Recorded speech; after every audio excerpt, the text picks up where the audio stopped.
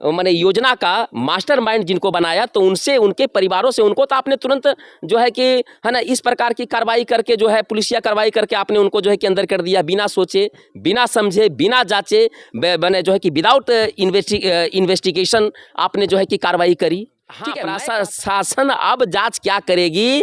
अगर निर्दोष साबित हो जाते हैं नंदू पासवान जी या उनके परिवार के सदस्य जिनको पकड़ा गया, तो मैं प्रशासन से या फिर आपके मीडिया के माध्यम से कि पुलिस पे क्या कार्रवाई होनी चाहिए, हम आपसे सवाल। इस घटना को पूरे भारत में मीडिया के माध्यम से, चाहे वह किसी भी प्रकार का मीडिया हो, उसके माध्यम से इस घटना को इतना बड़ा रूप दिया गया।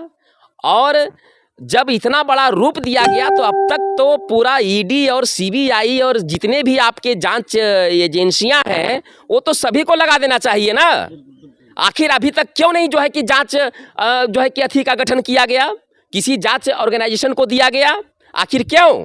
जब इस प्रकार से आपने इतना बड़ा इशू बनाया, इतनी बड़ी घटना का अंजाम जो है कि आपने जो है कि समाचार के माध्यम से, है ना, पेपर के माध्यम से आपने इशू बनाया इतना बड़ा घटना को, तब तक तो बड़ी से बड़ी जांच एजेंसी भी तो आनी चाहिए थी। कि आज तक दलित परिवार के महिलाओं का ही बलात्कार होता है, शोषण होता है, उसके साथ जो है छेड़छाड़ होता है। क्यों होता है? इस वक्त अभी हम आ चुके हैं नवादा जिले के कृष्णा नगर गांव में, जो कि नंदू पासवान के ऊपर आरोप लगा है कि उन्होंने एक गांव के मांझी टोला को 80 घरों को जला दिया। वहां पर कुछ लोग आए हुए हैं, इन लोगों से हम बात करेंगे। सबसे पहले सर, स्वागत है आपको हमारे चैनल में। जी, बहुत बहुत धन्यवाद। सबसे पहले अपना परिचय दीजिएगा। मेरा नाम आज़ाद पासवान, मैं नवादा जिला का ही रहने वाला हूँ। और ये जो घटनाएं घटी हैं, तो ये जो है कि दलित परिवार का घर उजड़ा है ना, मैं देखा भी हूँ। लेकिन यहाँ साजिश जो है क्या है कि दलितों को तोड़ने की साजिश चल रही है, कि दलितों को बांटने की साजिश चल रही है। ठीक है ना? तो बात रही क्या कि आज जिस परिवार, वैसे ठीक है, मान लिया पीड़ित परिवार से मैं सबसे पहले जाकर के मिला हूँ, लेकिन जब संविधान कहता है कि अगर एक दोषी है और एक निर्दोष है, तो बातें जो है ना, निर्दोष अगर मान लिया जिसको फंसाया जा रहा है तो उसका भी जो है कुछ सुनना चाहिए। उस न्यायालय तो दोनों का पक्ष लेता है, न्यायालय दोनों का पक्ष जो है कि सुनती है। तो केवल प्रशासन जो है पीड़ित पक्ष को ही जो है ले करके, और जिसको दोषी बनाया गया उसका तो पक्ष ही नहीं सुन रही है जो है कि प्रशासन। और मैं जो है चंद्रशेखर आज़ाद जी के पार्टी से मैं उनके विचारों से सहमत हूँ।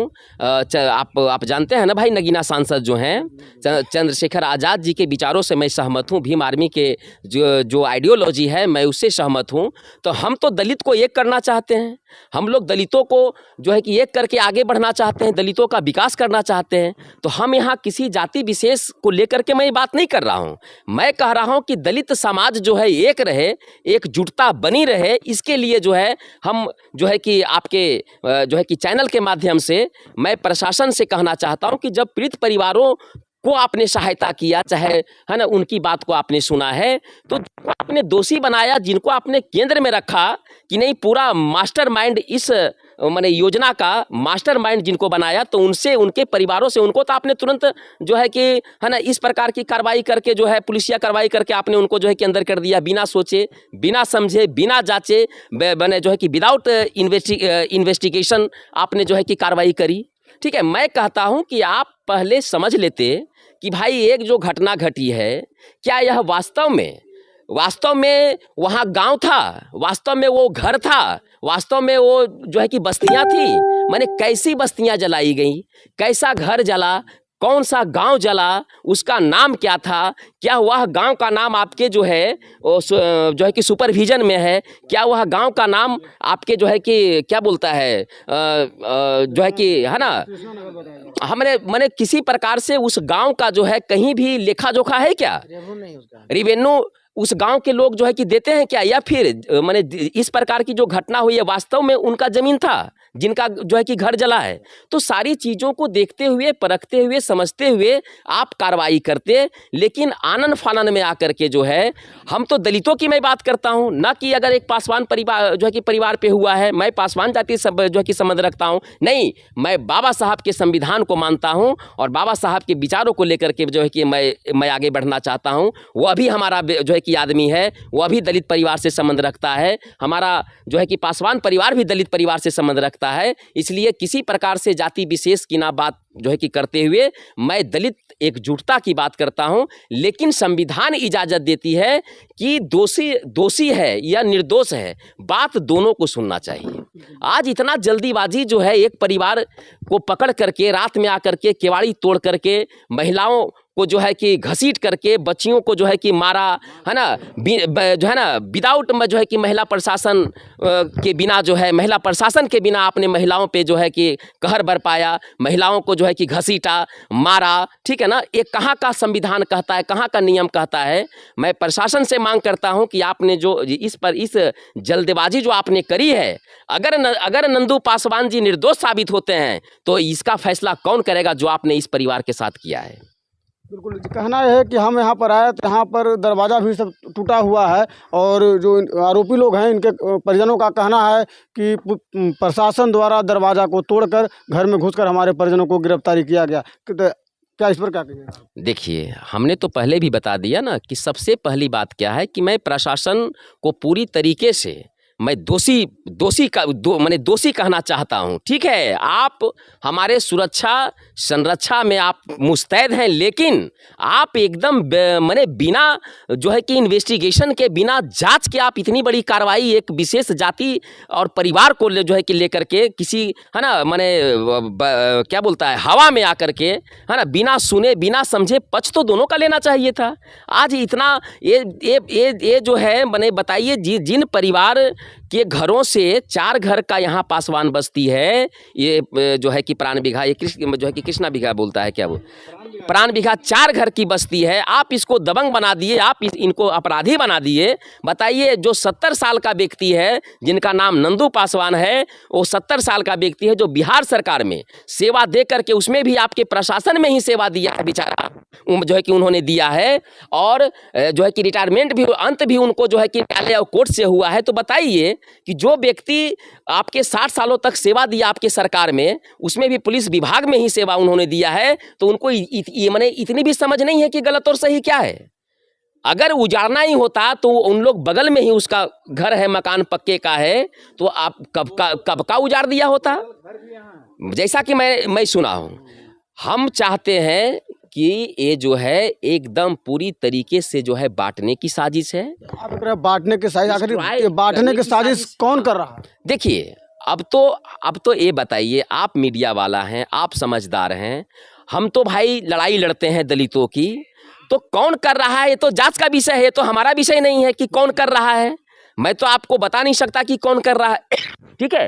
ये तो प्रशासन कि जो, हाँ, प्रशासन अब जांच क्या करेगी।